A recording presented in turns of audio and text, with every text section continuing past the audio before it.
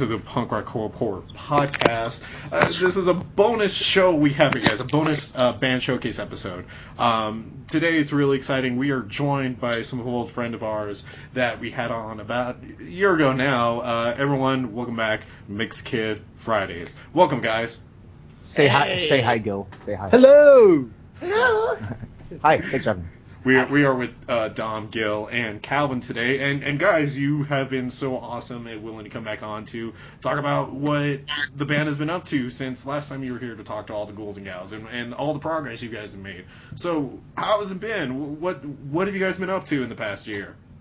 We've been working our ass off recording this record. This record is going to be our debut LP, 13-song record. We've been in the studio since September. Because of singles we have released off this record, but we've been working our asses off. Let me jump in for a second there, Calvin. The album that he's speaking of is it's called Taking Names. It's coming out in June. It's going to be our first full-length record.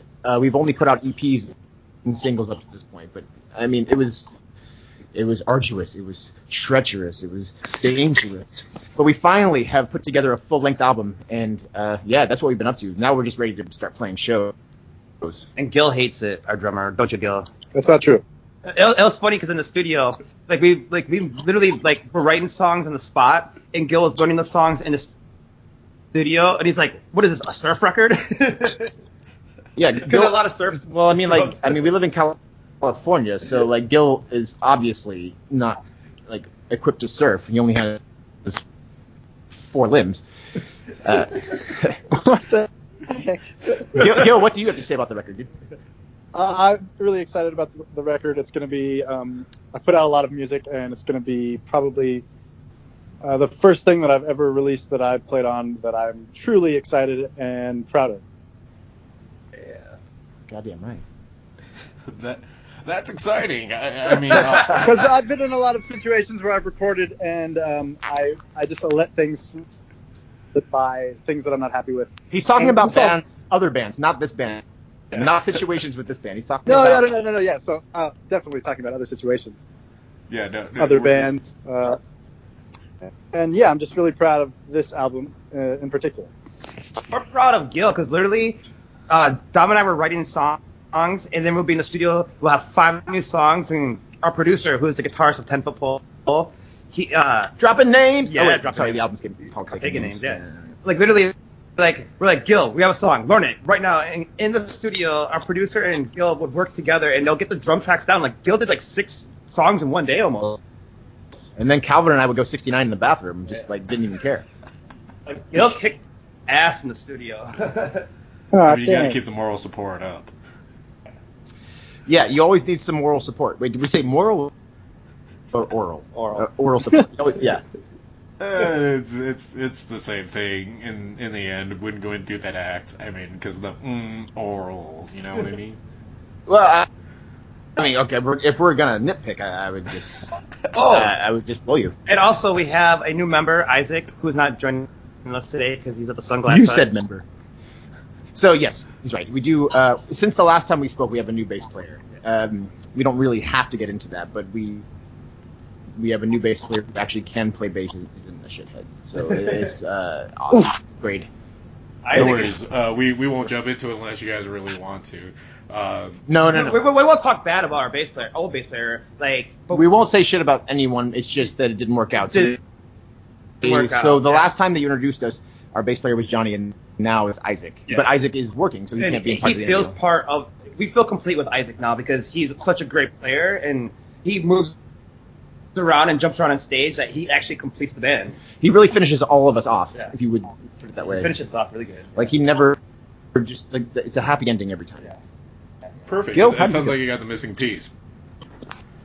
Yeah. He was the missing piece of the band, and he's Gil's. Well, Gil and Dom were both in the band with him before, and it's Gil's best friend. They've known each other since they were 2 years old or something. Yes. Let's not let Gil speak. Oh yeah, Gil, talk about Gil, Isaac. He's my best friend, and I've known him since we were about 10 years old, and I always try to string him along in anything that I can get him into playing wise. And he used to be a guitar player, but now he plays bass. and I have always spoke highly of his talents. Even though he's not the most trained guitar player, he's got a kick-ass stage presence, and he's got great ideas. So I'm really excited to have him in the project. And Scott Fitzgerald could not have said it better himself. And like literally, we feel more complete because we are all friends. And our old bass player, we actually found him off Craigslist. And now Isaac is a friend of the band, so now it's like it's friends. Let's not string along this whole bass player thing. Let's get new questions. So, yeah, I mean, this is all exciting. You guys have a new member. I'm glad it's working out with Isaac, and best of luck to Johnny. You had a lot of singles come out also between your LP coming out and last time. You had Asphyxiana, Lindsay White, and I think it was it Margarita Alley? I could be Regina Margarita. I'm so sorry, Margarita Regina. No, apologies. Regina Margarita. Actually, I mean, like before you even finish the question, this is kind of why the album is called Taking Names, because we inadvertently wrote so many songs that had like fictional girls' names that we were just like, fuck, this just sounds like it's different chapters of a book where every girl is a chapter. So we're like, well, we'll just call it Taking Names, because we obviously aren't kicking asses, but we are taking names. And it's, so like all those singles are off the new record, and it's like we've been getting great reviews and in publications, especially Lindsay White. And once people realize what Lindsay White's really about, like people are like, whoa, you guys are great songwriters, you know? Yeah, well, there are certain people that say that. There are also some people who really don't. Anyway, I mean, I'm gonna let you finish your question because some people don't. It's totally okay. But in these songs, listening to them, not only are they really catchy and fun to listen to, personal favorite of mine still right now is Asphyxiana. I'm loving that song, and the way it's just written and the way you guys play it, it's a very jump up and down type of song. And I think what sticks out about it is when you really look at the lyrics, they're kind of a little more serious, more deep than the energy that you bring to it, and I think that's what's really intriguing about it. Why did you guys decide to go in such a serious direction for it, or was there a reason for it? Oh, sorry. Yeah, but you're right. That's all. I'm gonna take this one guy. Sorry, this is Dominic speaking. I actually those lyrics mean a lot to me because Asphyxiana, as you can tell, is kind of a play on words, but it's not really about a girl. It's about a feeling. I honestly I drink a lot, and so when I have that feeling that I'm gonna throw up and almost like just gag, normally my resolution to that is I'm just gonna wait. I'm gonna sit and wait, and so Asphyxiana is that feeling. She is not a girl. She is that feeling, and you're saving that seat at the bar for her. You're saving. I'm getting old and getting over you. It's not really a girl, but I mean, people could relate to that. And then the sober lyrics are the verse. And I am kind of a hypochondriac, so I honestly, every time that I see, if I have a lesion or if I see any kind of bump, I'm just like, well, I'm gonna die tomorrow, guys. I hope that you can make it without me. And so it became more of a cry for help, or not even help. It's not even help. It's more just like a cry to the universe, saying like, I understand that I have a problem. And Asphyxiana was my way of translating it from being sad to, why don't we just make people dance to this? Why don't we make it something happy, or at least scream it to the universe, sing it to the clouds, and make someone hear it? Yeah, when Dom and I wrote that song, like that was like the fastest song we wrote. We literally wrote that, like everything in like what, an hour, the lyrics and everything. And, yeah, it came pretty naturally. Yeah, it came naturally. Like a lot of times songs take like weeks or months to actually finish, but that song started and ended in one afternoon. Yeah, literally, because he was sitting there talking about baseball, and I started playing this riff, and then he kept on talking about baseball. I don't like baseball. Actually, the conversation wasn't about baseball in a good sense. I was talking about how much I fucking hate baseball, how I think it's really really boring, and I don't think anyone should waste their time. I don't think anyone should waste their time watching it because they could be doing something productive. And I started playing this riff, and I started writing Asphyxiana, and I was like, all right, Dom. He didn't want to listen to me. So and he's like, you're not listening to me. I'm like, Dom, I just wrote a song.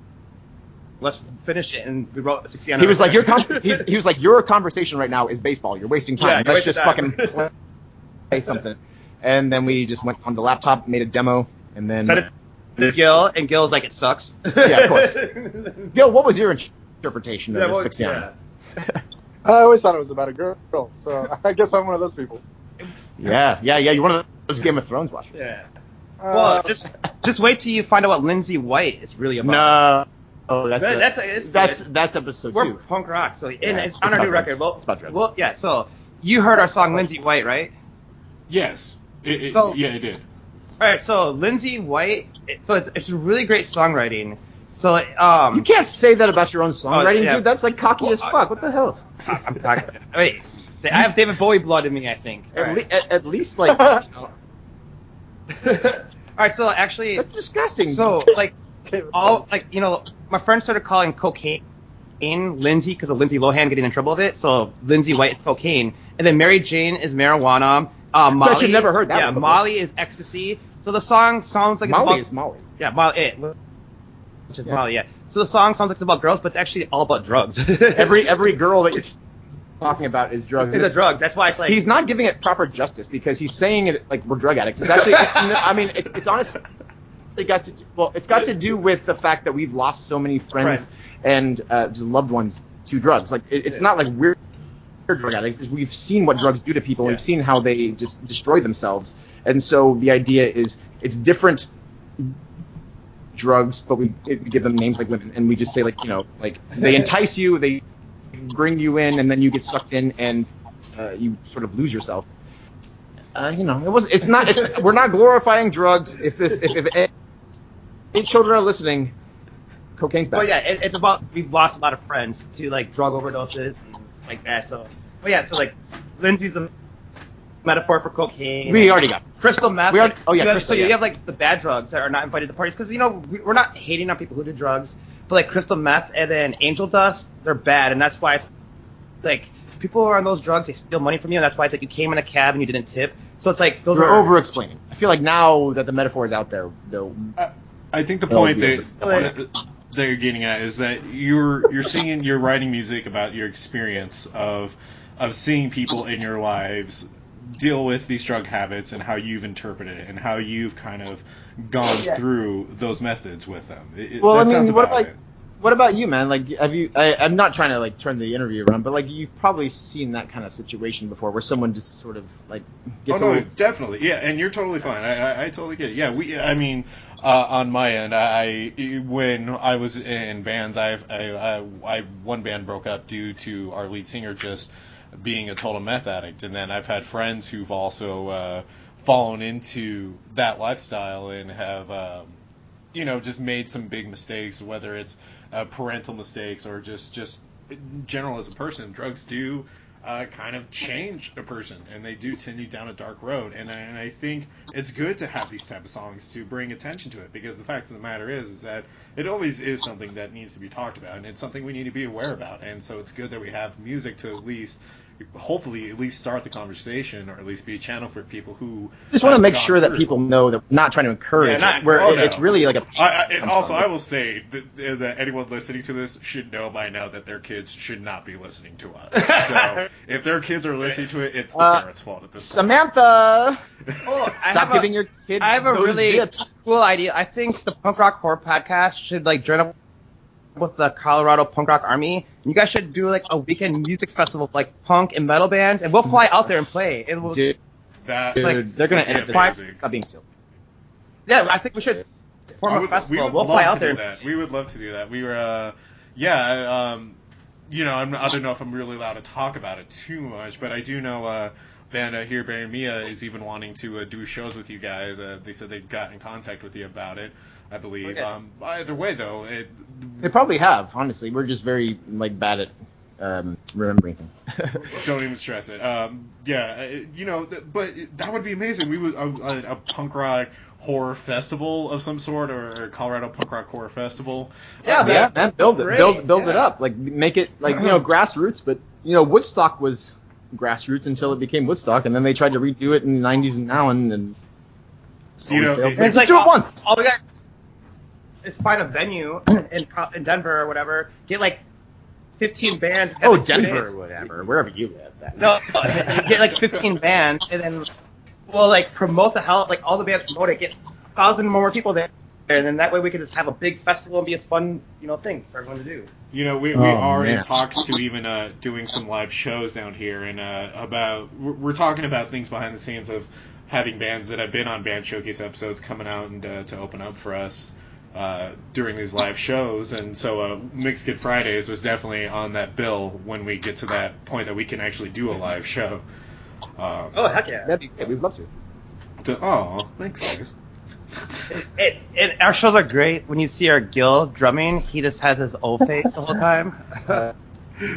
Drummers don't get laid, so they have to just make love to their drums, and they always just have their tongue just drooling out of their face, like oh my god, I feel so good. We were actually just watching a video of Gil drumming, and we're like, damn. And like Dom's girlfriend's like, I hope Gil doesn't look like that when he's getting laid, because it's like. I hope he does look like that when he's getting laid, because whoever he's laying is getting like fucked hardcore. Like that's the best night of her goddamn life. Because Gil's such an in-a-pocket drummer. He's so great. And it's like, damn. He's on the Skype, dude.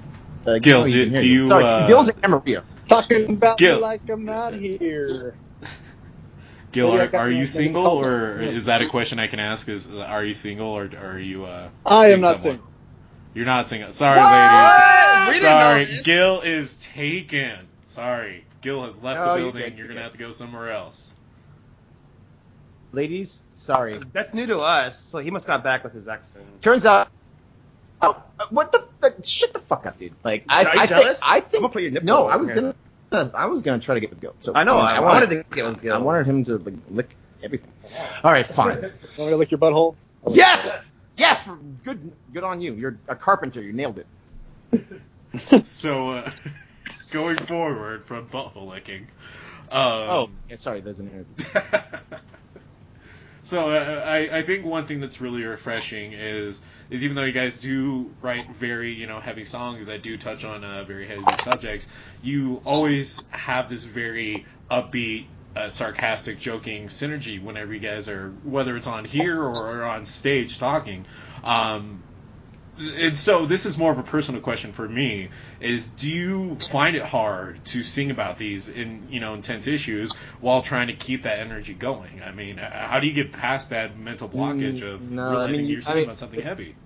If you've never done it, then you don't know. It's honestly, singing about it and playing about it is the thing that makes it easier. It's the thing that helps you cope. It's very hard to talk about it. It's really hard to talk about it.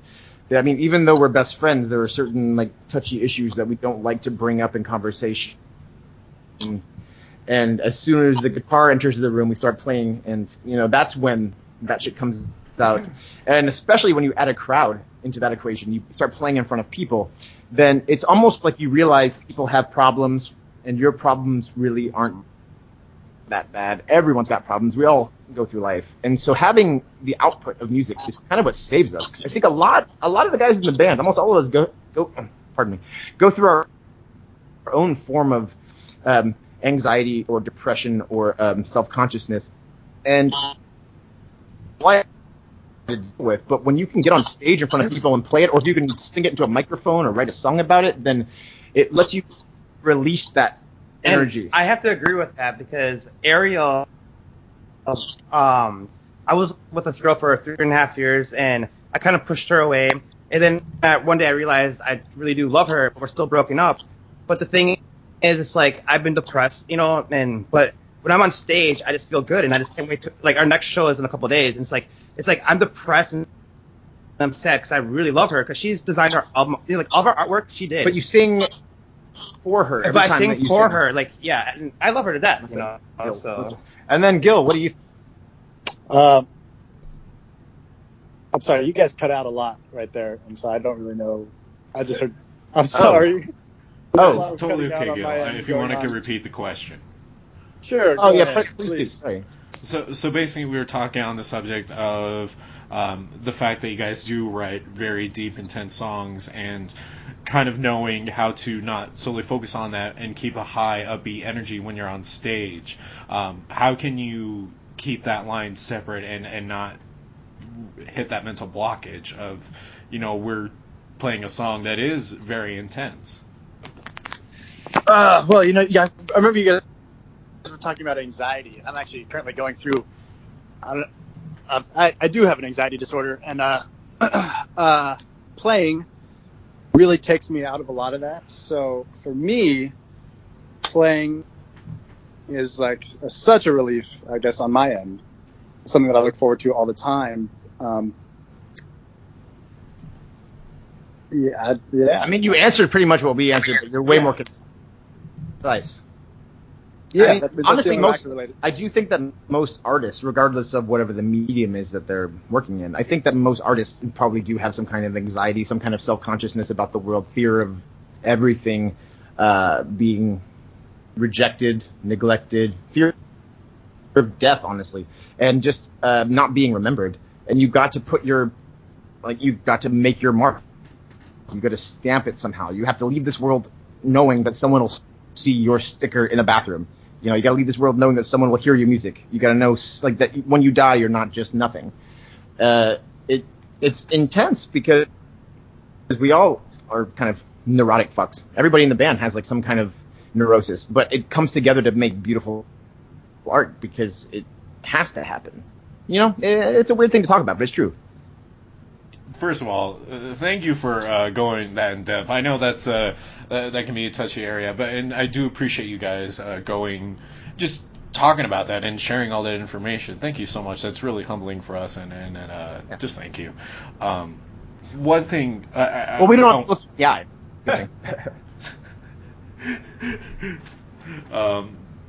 You guys are too funny. You get me distracted all the time, and I really gotta try to stay focused, and it's really weird. Because usually I'm not laughing this hard. Maybe you should write some songs about it.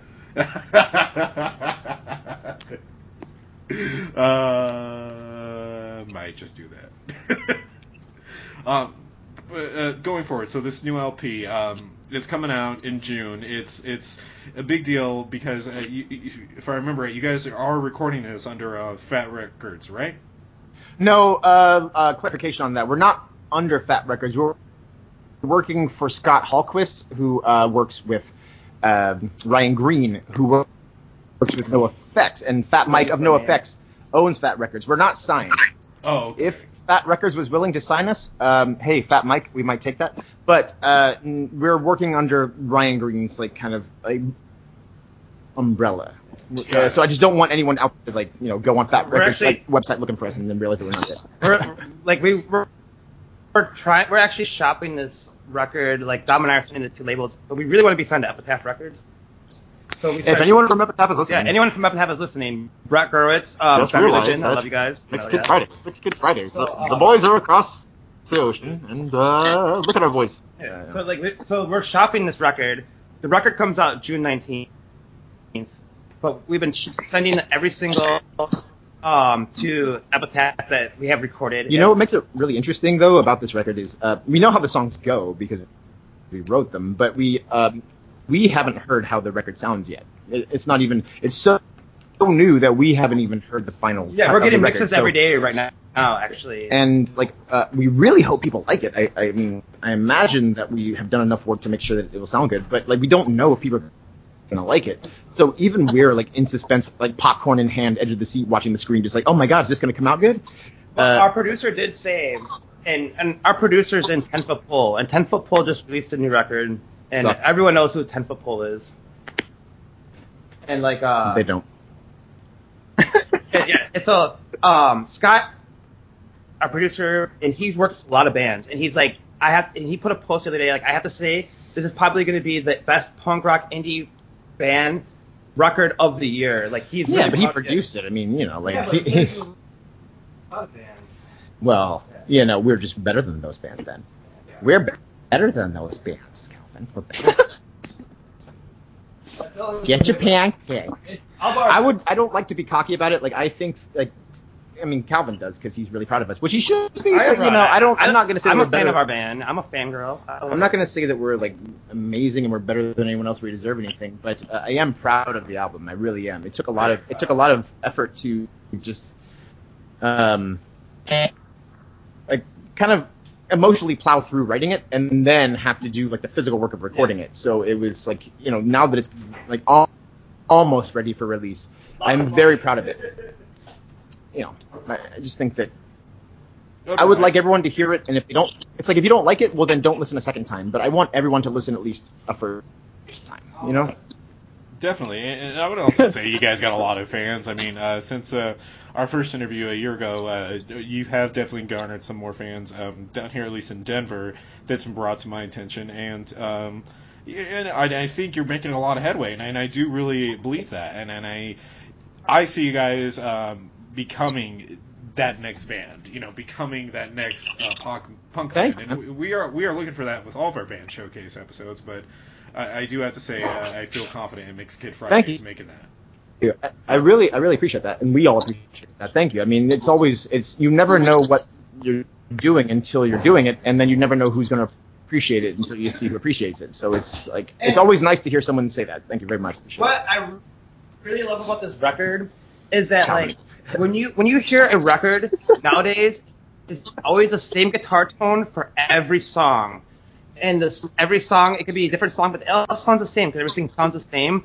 But what we did with this record, each song has a different amp or a different tone, different guitar, even a drum sound different. So it's a collective of like different songs, so it has a different feel each song. Hopefully they're all good, because like you don't want your album to just be like I like one song off that album because it sounds like Frank Sinatra, and then the rest is bullshit. Like you want like everyone to like all the songs, but we don't like writing the same song. Like we get bored with ourselves when we start writing same thing over. Same shit and we have a song that's called Simple Tones (Ariel M), and like that song, we got it back from our producer Nick's the other day, and there's no distortion whatsoever in there. And Dom's like, we need to grit it up, and it's like, no, what? I hated it. I honestly hated it. Like I heard it, and I was like, the guitar sounds like a kindergarten. But then you'd hear it over and over again, and then you're like, oh my god, it actually sounds good. No, it's not hearing it over and over. It's that we asked our producer to beef it up and make it sound more like fuzzy, a little bit more distorted. And it turns out that distortion is not what it needed. And I was like, you know what? The reason I don't like it is because in my mind I imagined this song being huge and beefy.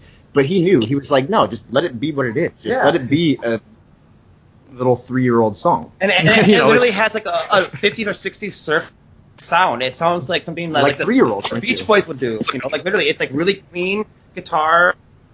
It's All right, well, you don't have to explain the song. I'm just saying 3-year-olds will love it. It's going to be like a hit on the like the Baby Shark song? Billboard's 3-year-old. Baby Shark, Shark, Shark, Shark, Baby Oh Shark. no! It's not like that.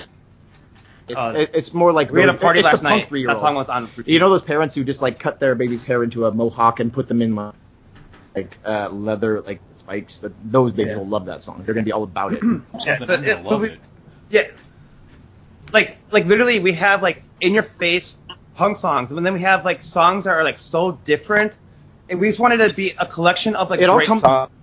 But it all comes from the same place. It comes from the same mindset of like my mind is fucked up, so I need to write something about it. And that's how him and I write. So it doesn't matter how loud the song is or how aggressive the song is. It's really just like I kind of want to like not be run over by a car today. So my anxiety tells me that I should go back home and write this song on an acoustic guitar instead of a fucking like loud Stratocaster. And how it is when it comes to songwriting, like like Dom and I like we'll sit there, but this guy loves to sleep. So you can't see that he's pointing at me. Yeah, I'm pointing at him, and I'm like. So I'll start writing a song, and I do love to sleep. I have to go into his room, kick him, like get up, let's write a song, and then we write a song in one day. Like literally, we'll work on it. Like the only song we wrote that took forever was Long Distance, because like we wrote it, and that song was actually kind of funny because like it was about the germs and old punk bands, like the lyrics. Okay, you've gone through it. It was like really horrible. It was like really bad. Like it was really bad what we wrote, and it was like the germs became Nirvana because of Pat Smear, and then we said this in the last interview. That's what I'm saying. So you're going off the rails, man. Like this, don't redo episode 1 of SNL. So can't have Andy Kaufman back after like 6 months, we went back and we wrote it, and we came out with a great song. But like him and I have gotten so good. It's kind of like like we feed off each other. Like I'll throw a line out, and then he'll change something. He'll throw a line out, and I'm like, no, I don't like it. I'll change something. Like we can write. Like we're already. We'll have like 4 songs for a new record. He's talking about lines of lyrics. He'll throw a line. He'll throw out a line, and I'll be like, your synonyms suck. So let me literally change that. Like we love writing. We already have 4 songs in the works already for the next record. Let me take over. Back to you. No, you guys are excited. I mean, within good reason too. You know, you're excited about this. I'd be excited too. So we got to start wrapping this up. So I do want to ask two more questions. One that I didn't get to ask you guys, I don't believe I did at least, was what are not only just some big plans that are coming up for this album tour-wise, but what is some advice that you could give to maybe some of our younger listeners who are starting their own punk band or wanting to start? So I'll start with your first question. Our plans are to play as many shows as possible, because this is a full-length record, costs a lot of money. I don't think we're going to do another full-length for a while, so like we're going to try to push to play outside LA. I mean, almost even planning a full nationwide tour, but it's not on the books yet, so we can't really advertise that. But play as many shows as possible and get everyone excited when they hear it. Like, you know, it doesn't matter if you play a show to 5 people or a show to 50 people or 500 people. One person loves you. So we're just playing, like, our next show is on May 28th in Fullerton, and we've never been to Fullerton. I've never even, like, I mean, I heard of Fullerton. It was a street in Chicago that I used to live off of. But, I mean, we're just trying to play to get people to hear it. And then the second question for kids that are trying to get into music, my advice is give up. Here's what I would say. And here's the whole logic of the band. And I tell Dom and Gil, they see my text messages every morning. Guys, don't forget that Isaac is in the band. And Isaac, yeah. You can write a great song, but if you don't show the world and push it out there, no one's going to hear it. So you got to, like, go out there and you got to work your ass off to give the song to people. Like, hey, you know, here's a song. Like, go on a different angle. Like, I like to go to, like, Facebook groups and people are asking for a song. And if the song's relatable, I see bands that spam. Like, they'll put a song like, oh, I'm looking for – it's like, no.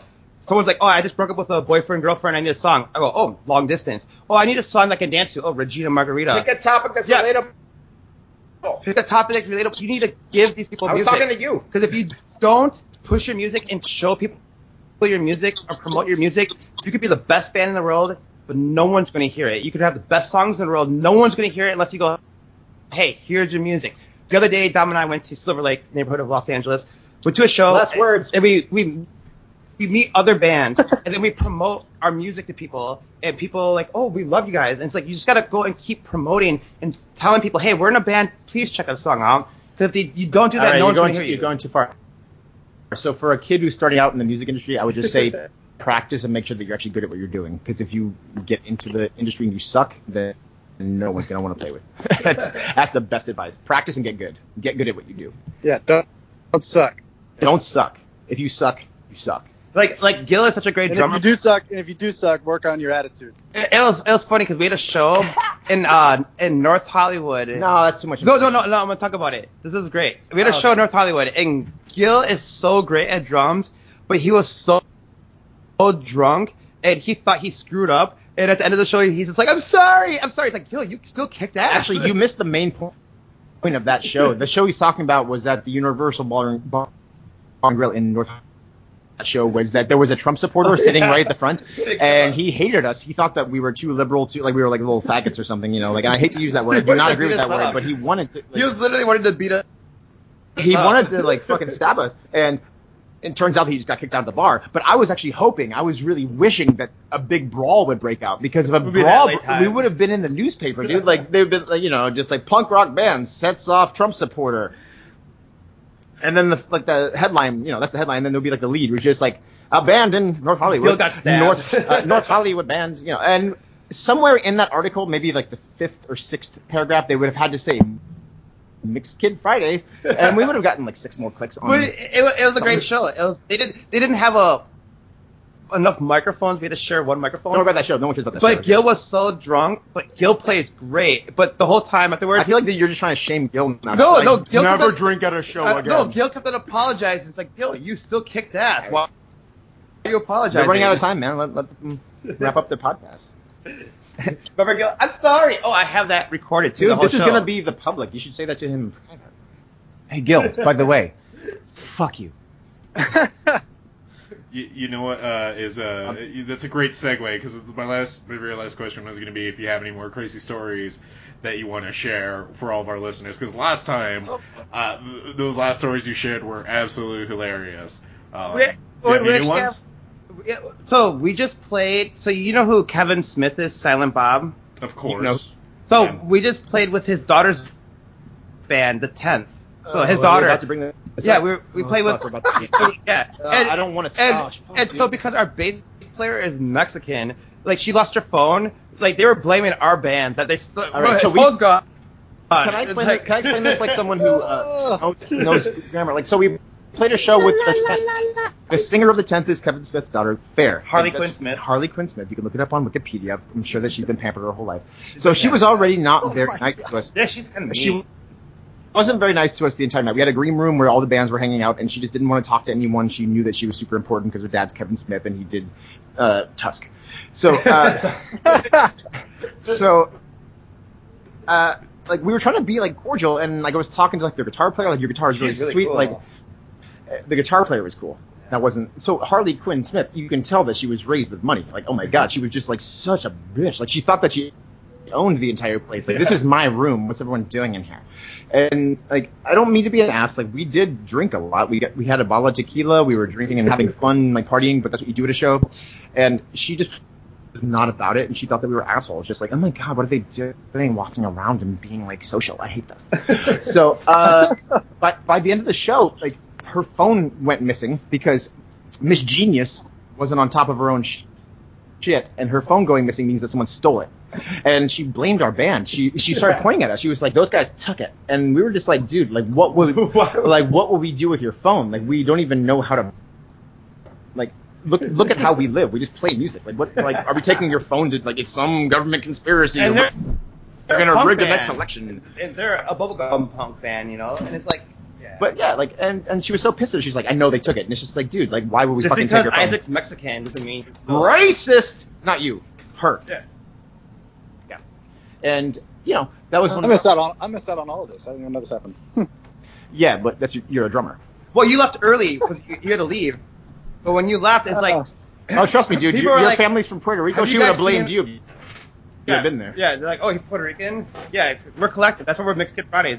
It's like I'm black and white. Dom's Alabamian. Our drummer's Puerto Rican. Alabamian is not like an ethnicity. Yeah, I know. And then our bass player is Mexican. I'm an Alabamian, so I can't have babies. But it was like Oh my God. it was a fun show. You know, like Yeah, that one was too. the 10th are. They have good sound. They're bubblegum punk. They're a girl punk rock band. But like Harley Quinn. No, they got the gist. She's Like, kind of a bitch. she's kind of- yeah, she is. kind of a bitch. But- And then she blamed us for but stealing her phone. It's like, why would we take your phone? Because don't keep going with it because she might hear this podcast and then she's gonna like be like, well, they must have.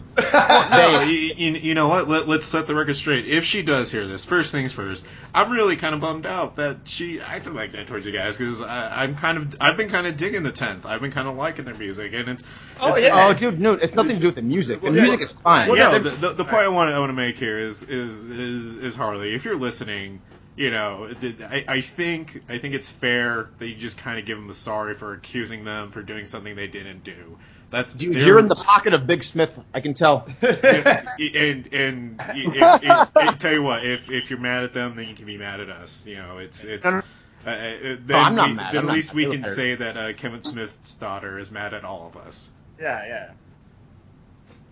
No, don't worry. Like, we would never. we're not honestly that mad. Like we're nice people. And we're we just like to better at have guitar fun. than they are. And we like to. We're social people. It's like Gil, you're better at drums than them. you know, too. and like I think like because she's vegan, and I think You Isaac do have a genetic disorder. It's true. and I think Like, Isaac was talking about something, and she's like, "Ew." yeah. Like, She saw him and she's rude. vegan and she had like a weird thing where she wanted to just eat someone and because he was in our band, like she just couldn't be friends with us. Yeah. Because she was hungry. But everyone else in Hungry. the 10th, they were great. They were cool. Like their guitar player. Stop talking about that. Like we'll never get another show with them, dude.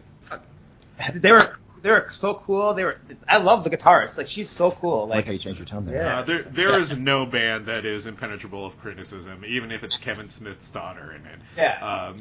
It's all fair game. If people can still talk smack about Iron Maiden and Metallica, then people can. Still Actually, talk could smack. I just do a quick quick plug. The band that we were there to really play with is called the Manx. It's MANX. Everyone check them out. They are awesome guys.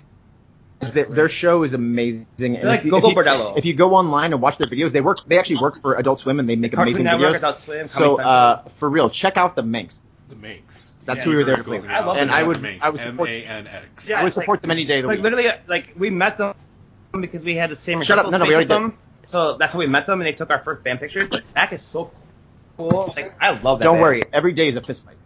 Yeah, it's really fun. Oh man, if it's not stories of singers jacking off into crowds, it's That's old news, man. it's getting the daughter of Kevin Smith mad at you. Mixed Kid Fridays, you guys are always a blast to have coming on here. It's I always have fun talking to you guys, and you keep me laughing, you keep it interesting. So I appreciate you coming on. Thank you. Thank you. Good man, appreciate it. Have a good. And yeah, let's get this festival going. Let's have a Yeah. festival, kind of like punk rock bowling. You Let's already turned start. it off. Wait, did it? No, I did. No, I did it. Let's, All right, let's work on that. Kind of like punk rock bowling. Let's start a huge festival in Colorado. That like a punk rock horror festival where you play movies at certain times and then bands play certain times. Let's make it like something that people start traveling around the world to come to. That'd be great. I Huge love fans on that. Have I a love that Good so night, much. man. Thank you so much. Thank you, guys. Thank you.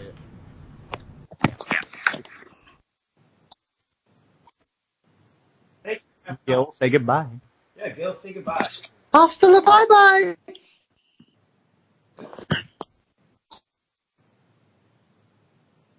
Yeah, help spread Caveman. Check it out. Like it's really great. Don't song. go on a tangent again. Oh, okay.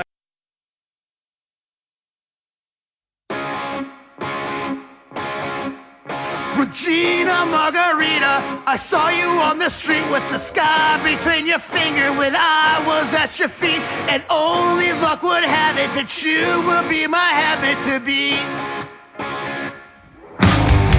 Regina Margarita, you're stranded on stage 'cause your body's like the theater when you're coming of age, with every actor after you're reading every line on the page.